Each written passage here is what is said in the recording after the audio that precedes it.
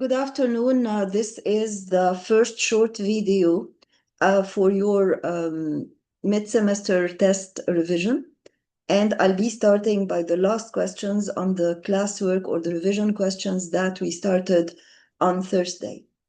And in question 22, the patient presents with shortness of breath, which means dyspnea, and diminished breath sounds on one side of the chest. The two most common causes of diminished breath sounds on one side or unilaterally are pneumothorax and pleural effusion. But if you continue the question, you will find the chest X-ray shows hyperlucency. Hyperlucency means increased radiolucency, meaning that it is almost jet black. So this narrows the differential diagnosis and makes you think of pneumothorax. So what condition is it most likely? It is most likely pneumothorax. Why? Number one, because there are diminished breath sounds, and the diminished breath sounds in pneumothorax result from collapse of the lung. Since the lung is collapsed, it cannot expand. The side of the pneumothorax, on the side of the pneumothorax, the lung cannot expand. And if it cannot expand, then there will be no breath sounds. Number two, the hyperlucency. The hyperlucency on an X-ray is related, of course, to the presence of abnormal air in the pleural space, because in the pleural space there shouldn't be air but pleural fluid. So the two major abnormalities of pneumothorax are mentioned here. The first one is the presence of air in the pleural space, and the presence of air in the pleural space is indicated by increased radiolucency or hyperlucency. And in such a case, of course, you will have, in addition to the hyperlucency on the X-ray, you will have diminished bronchovascular markings. And the second thing is auscultation reveals diminished breath sounds because of the collapsed lung. How does the collapsed lung appear on X-ray? It's not mentioned here. So I might ask you, what other, I might add questions to this, and I might say, what other abnormalities can you find on the X-ray? You would say, of course, diminished bronchovascular markings, and number three, a wedge-shaped opacity because of the collapse of the lung. Question number 23, predict how damage to the cilia in the trachea and in the bronchi would affect respiratory health. Of course, you have to remember first the functions of the cilia. The cilia belong to the columnar ciliated epithelium that lines the upper respiratory tract. And the cilia are short hair-like structures that have motor protein molecules at their base and that can contract and move. Those proteins contract in order to make the cilia move back and forth. And when they move back and forth, they create a mucus current. Why do we say that they create a mucus current? Because just above the cilia, we have a layer of mucus that is secreted by the goblet cells that form part of the columnar ciliated epithelium. And that mucus had already trapped dust and microbes. So the cilia have to move backward and forward in a trial to get rid of that mucus, because if that mucus accumulates, there would be a lot of bad consequences. The first consequence is that we wouldn't be able to get rid of the bacteria and the viruses and all the dust and foreign particles that were stuck to mucus. So it would be useless. And the second problem is that if mucus accumulates, it would obstruct the airways and make both inhalation and exhalation difficult, and might result in changes in the amount of air that reaches the alveoli. Maybe some air would be trapped in the air sacs and cause emphysema, or maybe there would be under ventilation of the lungs. So it is important for the cilia to work. And any condition that is associated with disturbed ciliary function or diminished ciliary function will result in a disorder. So if I ask you about, give examples, for example, of disorders that are associated with problems in the cilia, you would mention, of course, how smoking causes, or tar in smoke destroys the cilia, and how it leads to chronic bronchitis because of the accumulation of mucus and because of the accumulation of toxins and pathogens. And you would, of course, mention cystic fibrosis, where the thick, sticky mucus destroys the cilia, and before destroying them, it prevents their movement. What's the difference between spontaneous and traumatic pneumothorax? Of course, here I'm talking about the etiology, AET, etiology, or the causes of pneumothorax. So in traumatic pneumothorax, it's clear that you have a trauma. And it's important to remember that the trauma might be by a sharp object, like a weapon, for example, or the trauma might be iatrogenic. Iatrogenic, IAT, means it's a complication of a medical procedure, like, for example, in positive pressure ventilation and in negative pressure ventilation. And you have to review your slides to see the difference between the two. They are written on the slides. And if I have time, and if the internet goes fine, then maybe I would cover those slides. So in traumatic pneumothorax, you should have a physical trauma to the chest wall. This physical trauma to the chest wall is either from outside, like a weapon, a sharp weapon, or from inside, like when you hyperventilate the lungs, you hyper expand the lungs using positive pressure ventilation, where you push air inside the airways and you expand the lungs forcibly to make to life save the patient, or you put the patient in negative pressure to force the lungs to expand. So whether it is positive pressure ventilation or negative pressure ventilation, which are both medical procedures, they result in pneumothorax from inside. They result in pneumothorax because you are forcing air by positive pressure or negative pressure in the air sacs. So the peripheral alveoli near the pleural space rupture into the pleural space and introduce air into the pleural space from inside. But if it is a weapon, for example, then there is injury to the intercostals and then to the parietal pleura and introduction of air from the outside.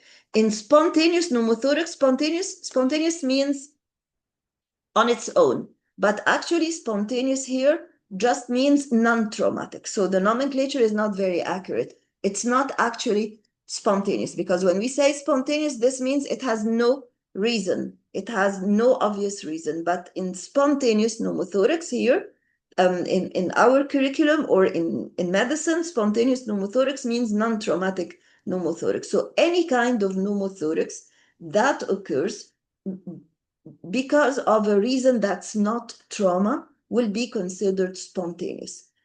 The only one that has obviously no reason is the one that is related to the physical build of the person. If the person is tall and slim, then spontaneous pneumothorax is very liable to occur. But there are other conditions when, like, for example, end-stage renal failure, when we have pneumothorax, but that is not related to trauma. So you have to review all the cases of spontaneous pneumothorax. Compare the mechanisms of positive pressure ventilation and negative pressure ventilation. We have just said it. Both are procedures, medical procedures, that assist ventilation in a patient.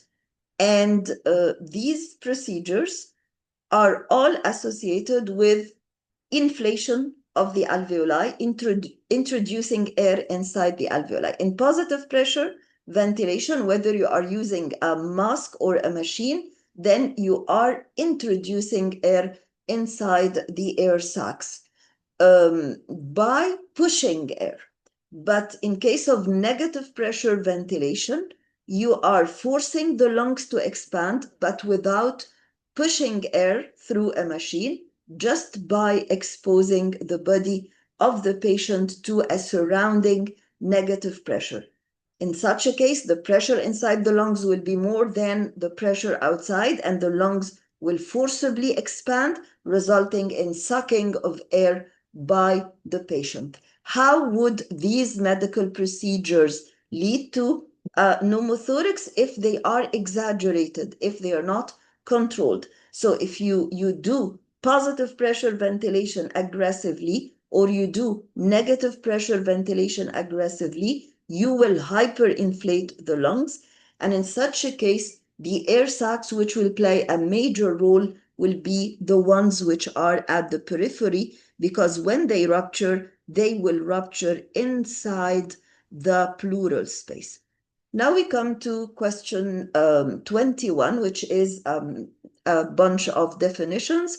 So allergy is an exaggerated immune response to a trigger that is not usually antigenic, that is not usually harmful. For example, having an exaggerated immune response in response to eating bananas, for example, or strawberries, or chocolate, or nut. In such a case, the patient might suffer from skin urticaria, skin allergy, like patches of redness and swelling on the skin and severe itching. Or the patient may even suffer from severe bronchospasm, although the trigger was something that is not usually triggering to the immune system, and that has been considered foreign by the immune system of the patient. An antigen, on the other hand, is a substance that can normally trigger the immune system. For example, a virus, for example, the coat of a virus, or the capsule of a bacterium, or pollen grains. All these pollen grains actually are not antigenic for all people, so we might consider them allergens. While we have an allergen is a substance that initiates allergy, that initiates an exaggerated immune response. So for example, if I eat a banana is not an antigen or is not antigenic. But if I eat a banana and I get allergy, then banana, in my case, in my specific case, is considered an allergen. What are desensitizers and why are they used? Desensitizers are medications that are given in order to for prophylaxis against allergy. And desensitizers diminish gradually the allergic response of the patient to a certain allergen by gradually exposing the patient to gradually increasing doses of the allergen. So the immune system gradually gets adapted, and the immune system stops attacking the allergen, and gradually the patient gets desensitized and can deal with the allergen without having an aggressive allergic response. So they are not used for treatment, but they are used for prophylaxis against the allergen. What are mast cell stabilizers? Mast cell stabilizers are another example of medications that are given as a protective mechanism against allergy, because mast cell stabilizers are medications that stabilize the mast cells. What do we mean by stabilize the mast cells? We mean that they prevent rupture of the cell membrane of the mast cells and degranulation of the mast cell, because we all know that the mast cell has inside its cytoplasm, it has granules, and that granules contain histamine. So if you stabilize the mast cell, you prevent rupture of the membrane of the mast cell, rupture of the membrane of the granules that contain histamine, you prevent release of histamine, and therefore you prevent all the symptoms that result from histamine release, like redness, like swelling, like itching, and pain. What are the harms of each of systemic steroids and local steroids? Systemic steroids, of course, have very famous side effects like gastric ulcers, like elevation of the blood sugar or hyperglycemia, elevation of the systemic blood pressure or hypertension, in addition to depression and insomnia in patients who take steroids for a long period of time. And they also cause salt and water retention and therefore weight gain. Local steroids, usually because they are local and because they are used as inhalers, they do not show these systemic side effects, or they show very minimal systemic side effects because they are minimally absorbed from the oral mucosa. But some of you are mistaken and always say that they are ineffective because they're not absorbable. No, we say that they are not absorbed to explain that they are good, because once they do not reach the systemic circulation, they will not have systemic side effects. But this doesn't mean that they are not effective, because the local inhalers are pumped into the oral cavity. You like inhale them, and they reach locally the bronchi and the airways, and therefore they are more effective. Local steroids are more effective than the systemic steroids because local steroids are targeted to the bronchi and the bronchioles, and therefore they are more effective. But they have harms because upon repeated use of local steroids, the patient might have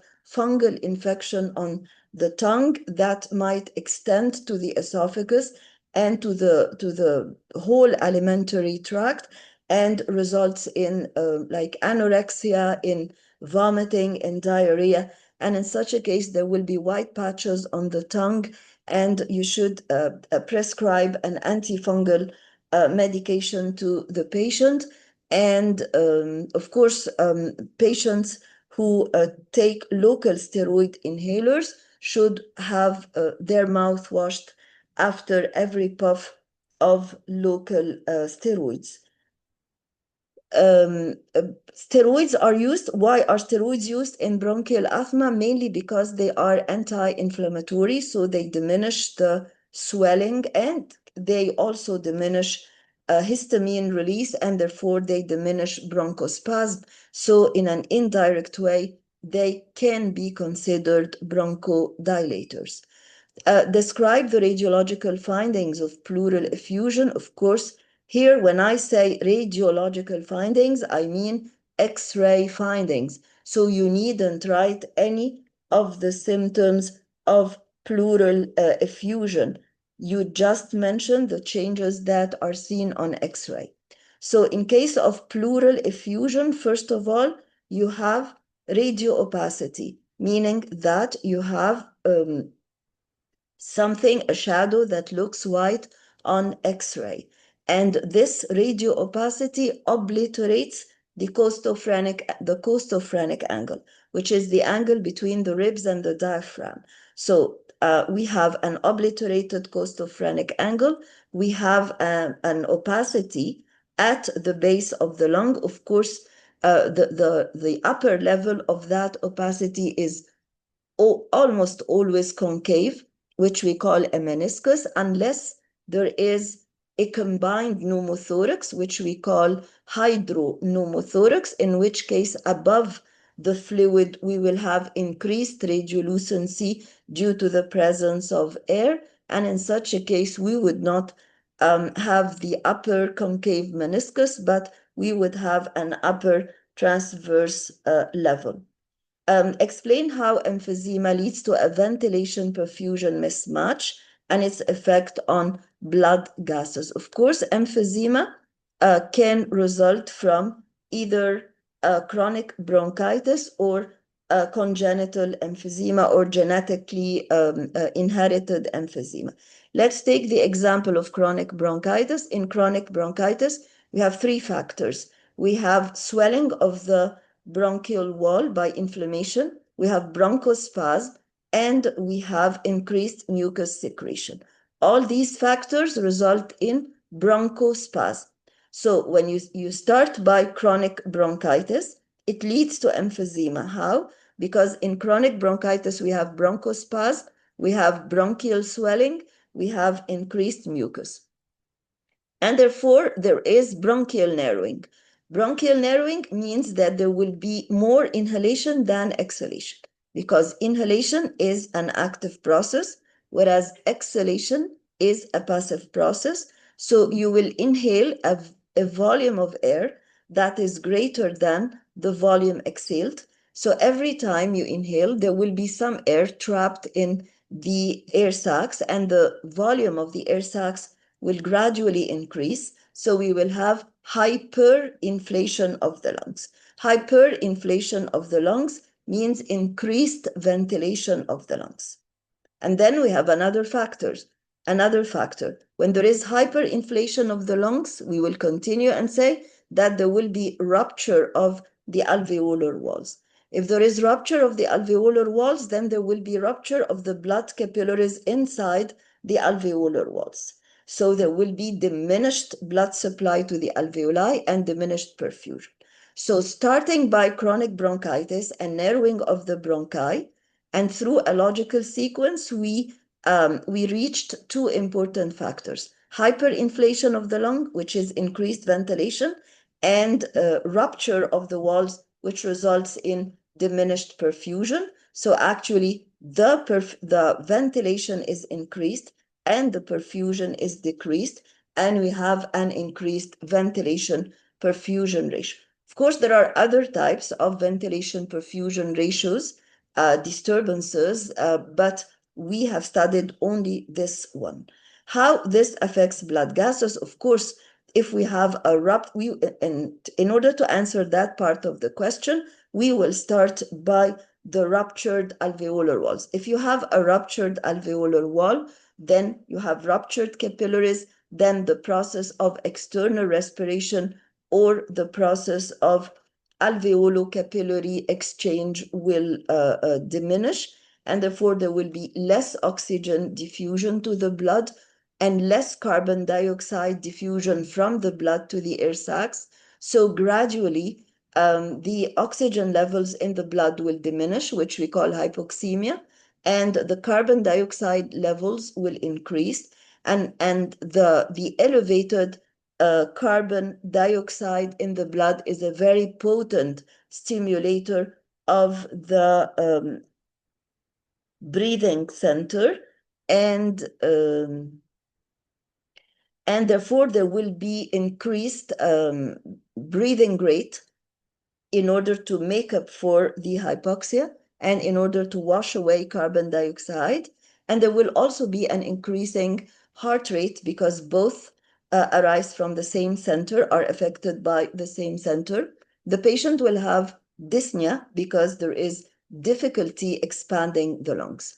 In case of genetic emphysema, we have a gene defect, a mutation that results in a deficiency of the enzyme called alpha-1 antitrypsin deficiency, and this results in increased elastase enzyme action, and the increased elastase enzyme action will result in destruction of the elastic fibers in the chest wall, and therefore they will be less expansible, in the alveolar wall, and therefore the alveolar walls in this kind of genetic emphysema or hereditary emphysema will be less elastic, less expansible, more easily ruptured, and they will similarly result in an increased ventilation perfusion ratio.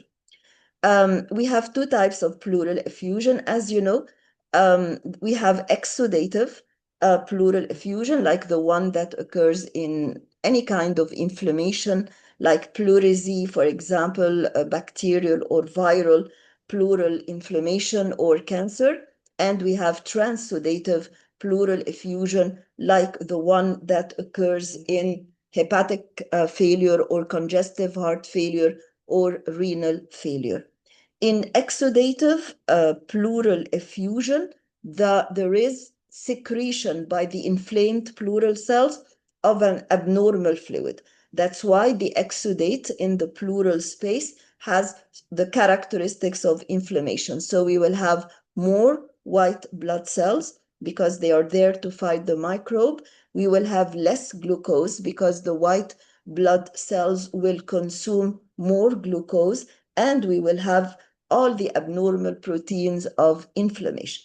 But in transudative pleural effusion, the fluid is not related to inflammation.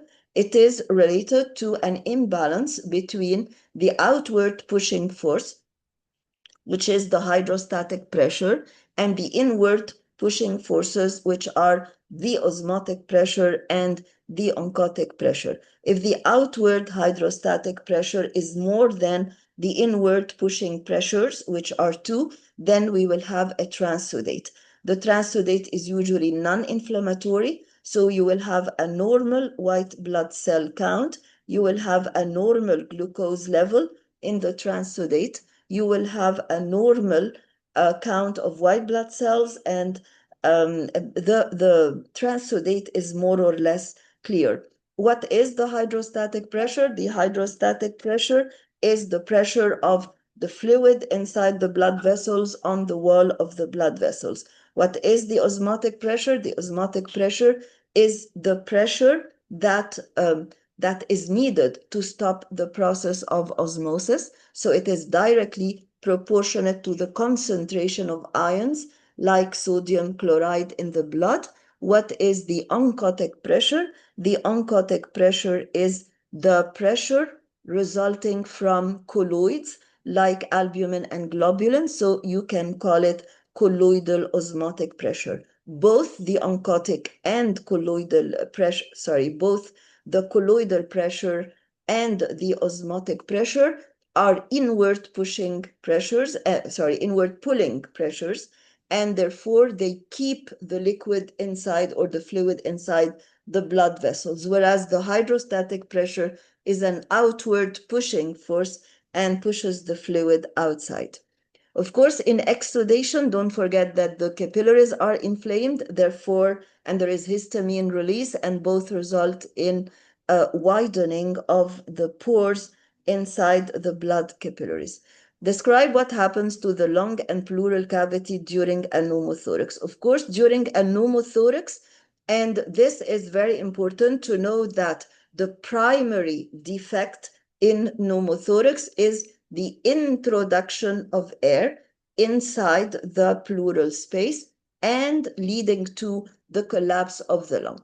It's just like when I ask you about the primary defects in emphysema or the characteristics of emphysema. So when I ask the question, what is the primary defect? I'm asking about the characteristic thing. So in pneumothorax, the primary defect is introduction of air inside the pleural cavity and collapse of the lung. So what happens to the pleural cavity is that there is more air, not more air actually, there is abnormally some air inside the pleural space. There shouldn't be any air, however minimal, inside the pleural space. What happens to the lung? Of course, when air is introduced into the pleural space, then the pressure in the pleural space will be higher than the pressure inside the lungs, and this would lead to collapse of the lungs.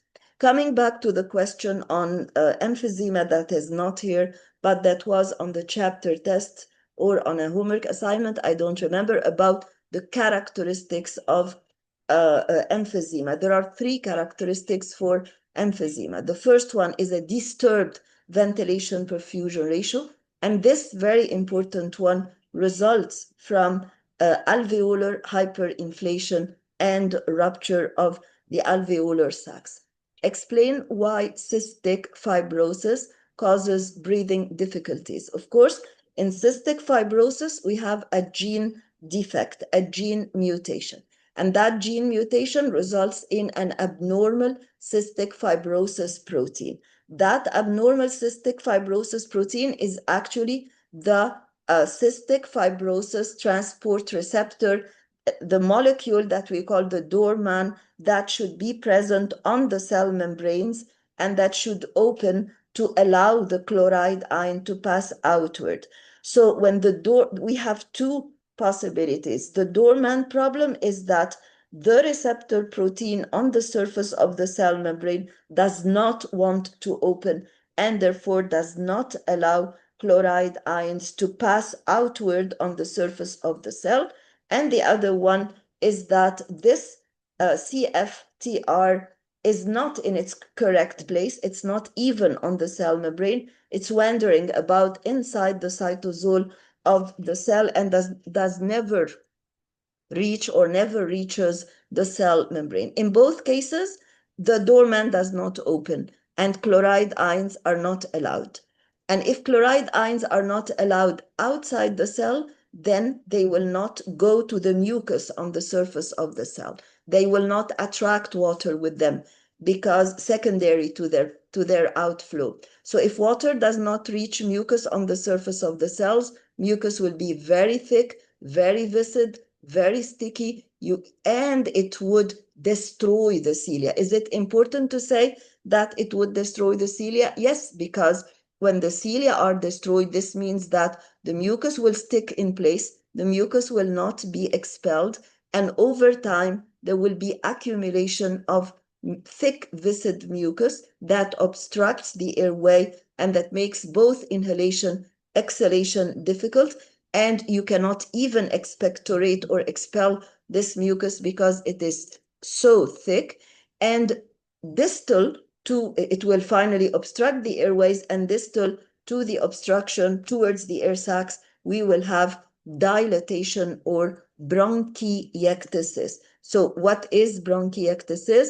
Bronchiectasis is dilatation of segments of the bronchi, and these dilated segmental parts will contain the thick viscid mucus, but proximal or above the obstruction, they will be dilated with air. Describe the main differences between chronic bronchitis and emphysema in terms of cause and effect on the lung tissue. Chronic bronchitis, of course, is a case of long-standing inflammation of the bronchi. Most of the time, it is due to chemicals like tar present in smoke or due to other pollutants. And it is associated with swollen, inflamed mucosa, increased mucus secretion by the goblet cells, and toxic destruction of the cilia, as well as reflex bronchoconstriction. So it is associated with narrowing of the bronchi. So the cause is usually an irritant rather than chronic inflammation due to bacteria or viruses. The effect of chronic bronchitis on the lung tissue is mostly emphysema. So emphysema is a result of chronic bronchitis, and the commonest cause of emphysema is chronic bronchitis. So we talked about the cause of chronic bronchitis, usually pollutive, and the effect of the lung tissue, usually emphysema. And then we talked about the cause of emphysema, which is usually chronic bronchitis, and the effect of lung tissue. You know very well that it is hyperinflation and rupture of the alveolar sacs and increased ventilation perfusion ratio. Explain the pathophysiology. When I say pathophysiology of bronchial asthma, I mean what is the abnormality that occurs in the bronchial asthma and that disturbs the normal physiological functions of the lungs. Of course, in bronchial asthma, this is an allergic condition. So it is an abnormal response to a trigger that is not usually harmful or allergenic. And it is characterized mainly by being reversible. So we have the main characteristics of bronchial asthma are number one, the fact that it is allergic. Number two, that the main symptom and sign in case of bronchial asthma is the wheeze due to bronchospasm. The third characteristic is that it is reversible, meaning that the patient in between the attacks is completely normal. And the fourth one is that in severe cases, it might be associated with dyspnea. Why bronchodilators relieve the symptoms? Of course, because the main pathophysiology is the presence of bronchospasm and narrowing of the bronchi. But usually, bronchial asthma does not lead to emphysema because it is reversible and the patient is completely free in between the attacks. How the respiratory system helps regulate blood pH? Mainly through excretion of carbon dioxide. Because if carbon dioxide accumulates inside the blood, then it would lead to the formation of carbonic acid and the blood would be more acidic. So when the blood tends to be acidic, carbon dioxide will be expelled or exhaled at a more rapid rate in order to get rid of it and to diminish acidity of the blood. The role of the pleura and the pleural fluid during breathing, of course, as we said before, the pleura consists of two layers. We have a layer that is adjacent to the lung, and that's called the visceral layer, and another layer, which is the parietal layer. The presence of the presence of the pleura allows, being very smooth, of course, allows expansion and contraction of the lung, or actually not contraction, but elastic recoil of the lung without any friction, because the two layers of the pleural membrane are very smooth. But meanwhile, the pleural fluid also prevents friction because the pleural fluid minimizes the contact between the pleural layers. But the pleural fluid also has another function, that is to keep the two layers adjacent to each other during inhalation, and therefore allow easy expansion of the lungs during inhalation, because the lung is always sticking to the chest wall. External respiration in number 8 is actually alveolo-capillary exchange. In such a case, you have to mention the gases, and you have to mention diffusion, and you have to mention the gradient. So in external respiration or alveolo-capillary exchange, you have to mention that it is alveolo-capillary exchange. You have to say that oxygen diffuses from the air sacs to the blood down concentration gradient, and that carbon dioxide diffuses from the blood to the air sacs, again down concentration gradient, and that the importance or the significance of external respiration is to load the blood with oxygen and unload it from carbon dioxide. That's why you will see, I sometimes ask you, why are the pulmonary veins having blood that is brighter than the pulmonary arteries? Or why is the blood coming out of the alveoli having brighter red blood than the blood that is coming in? It's just because it has been loaded with oxygen and unloaded with from carbon dioxide. Internal respiration, on the other hand, is tissue capillary exchange. It's also a kind of exchange of gases, but in the reverse condition. So in such a case, you will have oxygen diffusing from the capillaries to the tissues down concentration gradient, and carbon dioxide from the cells or the tissues to the blood down concentration gradient, because carbon dioxide in the tissues is higher than in the blood. Why? Because carbon dioxide is being continuously formed inside the cells through the process of cellular respiration or breakdown of glucose to get energy. How the diaphragm and the intercostal muscles work during inhalation. Of course, when you know inhalation, exhalation is exactly the opposite. In inhalation, both the diaphragm and the intercostals contract. So this is very important. The diaphragm contracts, flattens, and moves downwards. You have to say all this. The intercostal muscles, you have to say the direction. So the intercostal muscles contract and move upward and outward. Both contractions result in increased intrathoracic volume, or the volume inside the lungs, and therefore decreased pressure because they are opposite to each other. And when you have decreased pressure inside the lungs, this means that during inhalation, when after the intercostals contract, the pressure inside the lungs is less than the pressure in the atmospheric air, and therefore air is sucked from the atmosphere to the inside of the lung, which we call inhalation. And the opposite exactly occurs in exhalation. In exhalation, you would say that the diaphragm relaxes, moves upwards, and regains its dome shape. The intercostal muscles recoil or return to their original place. The volume, the intrathoracic volume, diminishes, and therefore the pressure inside the lungs increases and becomes more than the atmospheric pressure, and air is exhaled. The structure of the alveoli, we have one layer of thin endothelial cells lining the capillaries, so it is thin for easy diffusion. And we have a huge number of alveoli, 6 million per lung, and therefore a huge surface area for diffusion. So first of all, we have a thin wall that helps diffusion. We have a large surface area that helps diffusion. We have fenestrations or pores between the endothelial cells that help exchange and diffusion. And finally, we have a rich supply of blood capillaries around the air sacs. So they are four: the structure, function, adaptation. Points of the air sacs for exchange are four. And you had better write it in the form of a table.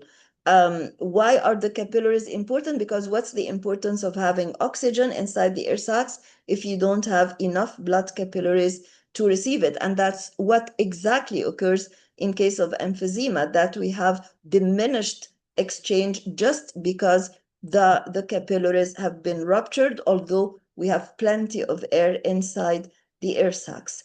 The difference, structural and functional, between bronchi and bronchioles in number 5. We have mentioned this before, and we said that the bronchi are wider than the bronchioles, and the bronchi have more goblet cells, more mucus secretion, more cilia, and they have more cartilage, whereas the bronchioles have narrower diameters, they have fewer cilia, they have fewer goblet cells, they have less cartilage, and when it comes to the bronchioles, the terminal bronchioles, they have no cartilage at all and no they have no cartilage at all, and they have much, much more smooth muscles. So the terminal bronchioles have more smooth muscles than the bronchi, and their main function is to control the passage of air to the alveoli. I'll be stopping here, and maybe I would be able to continue in the next video because we have already covered number 1 to 4 several times before. Thank you.